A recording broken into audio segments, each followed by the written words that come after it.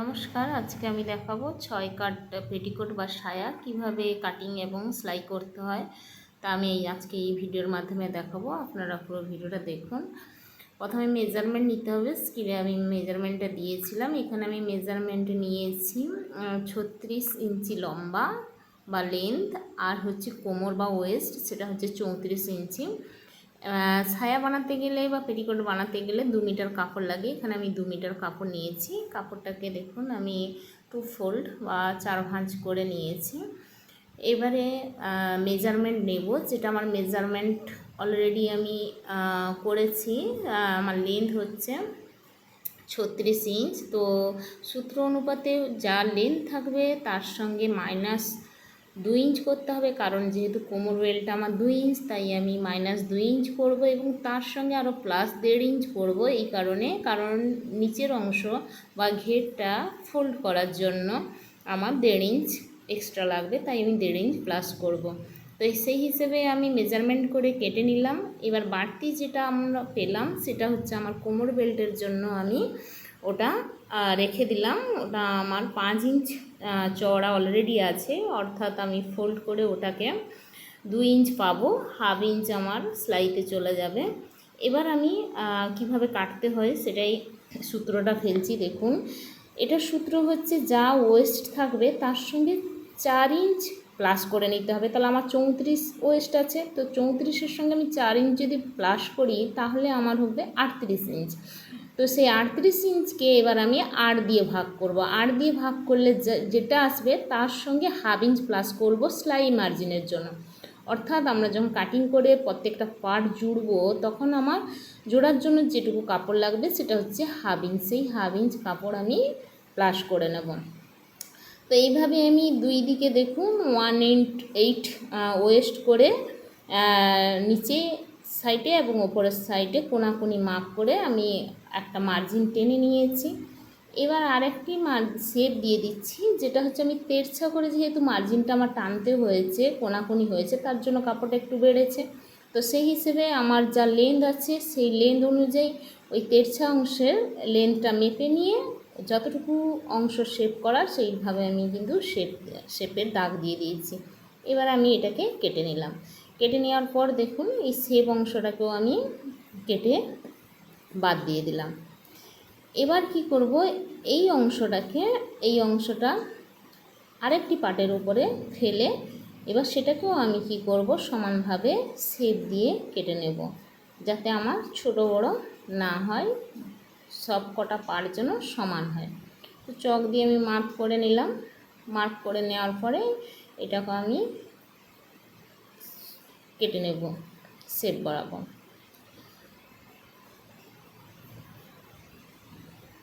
এবার দেখুন আমার দুটো অংশ ফোল্ড আছে, একটা মাথার দিকে কোমরের সাইডে, ওটা আমি ফোল্ড অংশটাও কেটে দিলাম। আর দেখুন নিচের দিকেও আছে একটি ফোল্ড অংশ, তো সেটাকেও আমি কাঁচি দিয়ে কেটে আলগা করে নেব। তাহলে টোটাল আমার 6টা পার্ট আসবে, অর্থাৎ 6টা কলি হবে এই 6 কাট সায়া বানাতে গেলে।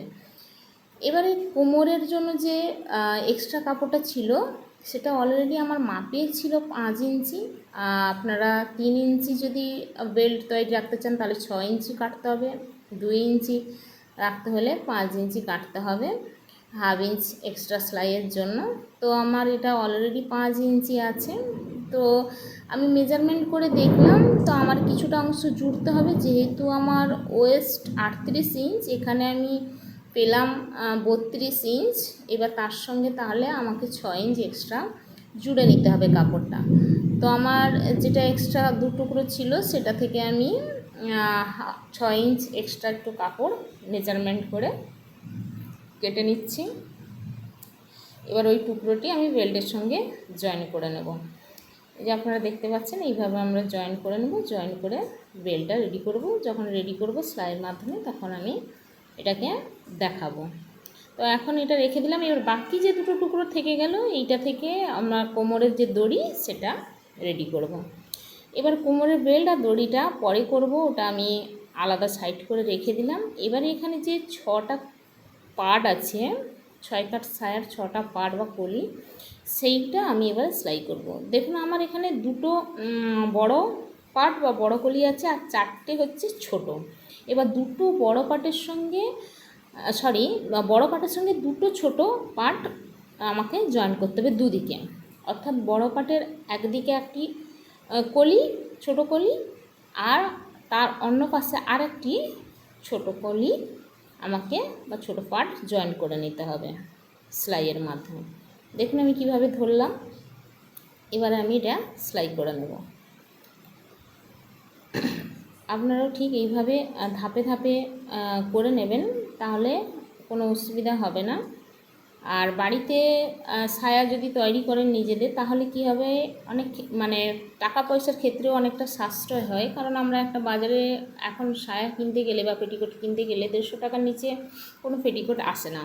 তো সেই হিসেবে আমরা যদি বাড়িতে বানাই, 2 মিটার কাপড়ের দাম 40-80 টাকা, বা বেশি হলে 45-90 টাকা লাগবে। এবার সেক্ষেত্রে 5 টাকার এক্সট্রা সুতো এইসব খরচের জন্য, তাহলে আপনার 90 টাকায় কিন্তু একটা সায়া বা পেটিকোট হয়ে যাচ্ছে, এবং সেটা অনেকাংশে মজবুতও হয়। তো যাই হোক, টাকাটা অনেকটা সাশ্রয় হয়। এবার আমার দুদিকে জোড়া হয়ে গেছে। এবার দেখুন উপরে আমি টপ সেলাই দিয়ে দিচ্ছি।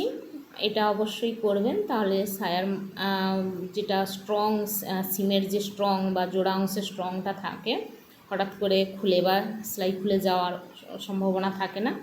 তো এটা করে নিতে হবে। এবার নিচে হচ্ছে ফোল্ড। দেখুন আমি ফোল্ডটা করে নিচ্ছি, নিচের ঘেরটা, সেটাও কিন্তু ফোল্ডটা করে নেবেন। যে 1.5 ইঞ্চ কাপড় আমি এক্সট্রা রেখেছিলাম, সেই 1.5 ইঞ্চ কাপড়টা দিয়ে আমি ফোল্ড করে নিলাম। সরি। এবার পাশে আর একটা সেলাই দিয়ে দেব। সেই সেলাইটাও পাশ থেকে আর একটা সেলাই আমি দিয়ে দিচ্ছি। এটা আমার যেহেতু আমি নিজে ব্যবহার করব, তাই আমি ওর মজবুতির জন্য আরও একটা পাশ থেকে সেলাই দিয়ে দিলাম। এবার দেখুন আমার দুটো পার্ট অলরেডি কমপ্লিট হয়ে গেছে। যেভাবে প্রথম পার্টটা করলাম সেভাবে পরের পার্টটাও সেরকম বড় পার্টের সঙ্গে দুটো ছোট পার্ট জুড়ে এভাবে দুটো পার্ট আমি রেডি করে ফেলেছি। এবারে কি করব, দুটো পার্টকে জয়েন করে ফেলবো। একদিকটা জয়েন করব, একদিকটা এখন জয়েন করব না, একদিকটা খোলা থাকবে। এবার একদিকটা আমি জয়েন করে ফেলবো। দেখুন আমি এদিকটা জয়েন করে নিচ্ছি, একদিকটা আমার অলরেডি খোলা আছে। বা সেটা কিভাবে তৈরি করতে হবে সেটাও আমি দেখাবো। আপনারা জানেন পেটিকোটের একদিকটা যে খোলা অংশ কিছুটা 5 ইঞ্চ 6 ইঞ্চ মতো খোলা থাকে, যাতে পেটিকোটটা পরতে সুবিধা হয় বা খুলতে। তো সেই হিসেবে আমি সেটা সেলাই করে দেখাবো। এখন আমি কোমর বেল্টটা রেডি করছি। কোমর বেল্টটা দেখুন, প্রথমে যে আমার এক্সট্রা কাপড় যেটা লাগেছে সেটা আমি জুড়ে নিলাম। জুড়ে নেওয়ার পরে এবারে ভালো করে কোমরের সঙ্গে মেপে নেবেন, তাহলে কিন্তু ছোট বড় হয়েছে কিনা। তো মেপে নেওয়ার পরে বেল্টের দুদিকে ফোল্ড করে, হালকা সরু ফোল্ড করে, 1/2 ইঞ্চ ফোল্ড করে সেলাই করে নিতে হবে দুদিকটা। দেখুন আমি দুদিকটা সেলাই করে নিয়েছি, দেখতে পাচ্ছেন আপনারা, দুদিকটা সেলাই করে নিয়েছি। এবার আমার অলরেডি বেল্টটা রেডি হয়েছে। এবার যে অংশটা খোলা অংশ আমি বলেছিলাম যেটা ছিল পেটিকোটের, সেখানে আমি দুটো পটি লাগাবো, একটা বাড়া পটি, একটা চাপা পটি, যেটা মানে একটাতে আমার হুক লাগানো থাকবে আর একটা হুকের ঘর হবে। এই কারণে আমি পটিটা লাগাচ্ছি। এটা আপনারা মুড়েও সেলাই করে নিতে পারেন। আমি পটিটা এই কারণে লাগাচ্ছি, কারণ যে খোলা অংশটা অনেক সময় কোনো কারণে অসাবধানবশত যদি কোনো শাড়ি পাতলা হয়, তাহলে অনেক সময় কি হয়, খোলা অংশটা দেখা যায় বাইরের থেকে। তো আমি যদি হুক লাগিয়ে দিই এইভাবে পটি লাগিয়ে, তাহলে আমার কিন্তু ওই সম্ভাবনাটা থাকে না। তাই আমি এটা কিন্তু পটি লাগিয়ে নিচ্ছি। তো এটা দেখতেও ভালো হয় আর সেফটিও হয়। তো এইভাবে আমি একটা বাড়া পটি, একটা চাপা পটি এইভাবে আমি লাগিয়ে নিচ্ছি। অর্থাৎ একটা সোজা দিকে পটিটা বসাতে হবে আর একটা উল্টো দিকে বসে সোজা দিকে ঘুরে আসবে। তো যেভাবে আমি করছি আপনারা দেখতে পাচ্ছেন ভিডিওতে, তো সেইভাবে আপনারাও পটিটা লাগিয়ে নেবেন। যদি বুঝতে কোনো অসুবিধা হয় অবশ্যই কমেন্ট করে জানাবেন, তাহলে আমি ভিডিওটা আরও ভালোভাবে পরিষ্কার করে করার চেষ্টা করব। তো যাই হোক, এবারে আমার বেল্ট আমি লাগাবো, কোমর বেল্টটা। দেখুন আমি উল্টো দিকে কোমর বেল্টটা রেখে আমি বসিয়ে নিচ্ছি, কারণ উল্টো দিকে বেল্টটা লাগাতে হবে, তারপর সেই বেল্টটা ঘুরে এসে সোজা দিকে মুড়ে সেলাই হবে। সেটাও আপনারা এই সেলাইয়ের মাধ্যমে দেখতে পাবেন। বেল্টটা আমার জোড়া হয়ে গেল। জোড়া হয়ে যাওয়ার পর আপনারা দেখবেন উল্টে কিভাবে সোজা দিকে আমি বেল্টটাকে লাগাই।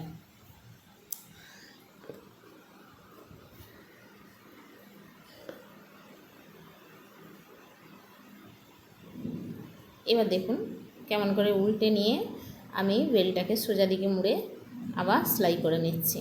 এইভাবে আপনাদেরও কিন্তু সেলাইটা করতে হবে। এইভাবে সুন্দর করে ভালো করে পাট করে হাত দিয়ে সরিয়ে সরিয়ে সুন্দর করে বেল্টটা বসাতে হবে, যাতে কোথাও কুঁচকে না যায়, সুন্দরভাবে বেল্টটা বসে যায়। আমার অলরেডি কোমর বেল্ট হয়ে গেছে সেলাই। পাশ থেকে আরেকটা আমি সেলাই দিয়ে নিচ্ছি ওই সেলাইটাকে স্ট্রং করার জন্য, যাতে তা মানে খুলে না যায়। তো এটাই হচ্ছে বাড়িতে তৈরি করা সায়া সুবিধা। এবারে আমি কী করব, যেটা যে খোলা অংশ 4 থেকে 5 ইঞ্চ রেখে আমি বাকি থেকে আমি এই যে দেখুন জোড়া দিয়ে দিচ্ছি। ওই সামনের দিকে আমি 4 থেকে 5 ইঞ্চ আমি খোলা রেখেছি, আর বাকিটা আমি জোড়া দিয়ে নিলাম। এবারে যেটা তৈরি করব সেটা হচ্ছে কোমরে বেল্টে দড়ি, যেটা সাহায্যে আমরা পেটিকোটটা বাঁধি কোমরে। তো সেই দড়িটার জন্য আমি 1.5 ইঞ্চ করে পটি কেটে নিয়েছিলাম। এবার সেটাকে জুড়ে নিয়ে এবার দেখুন কেমন করে ফোল্ড করে আমি দড়িটা বানাচ্ছি। একটু চওড়া করে বানাচ্ছি এই কারণে, তাহলে কি হবে কোমরে ওটা পরতে সুবিধা হবে, কমফোর্টেবল হবে। নাহলে সরু দড়ি হলে কোমরে বাঁধার সময় টাইট করে প্রচণ্ড পরিমাণে ব্যথা অনুভব হয়। তো সেই কারণে একটু চওড়া বেল্ট নেবেন। তো আমি ম্যানিকুইনে দেখুন পেটিকোটটা তৈরি করে পরিয়ে দিয়েছি, আপনারা দেখতে পাচ্ছেন কত সুন্দর হয়েছে পেটিকোটটা। তো এইভাবে আপনারা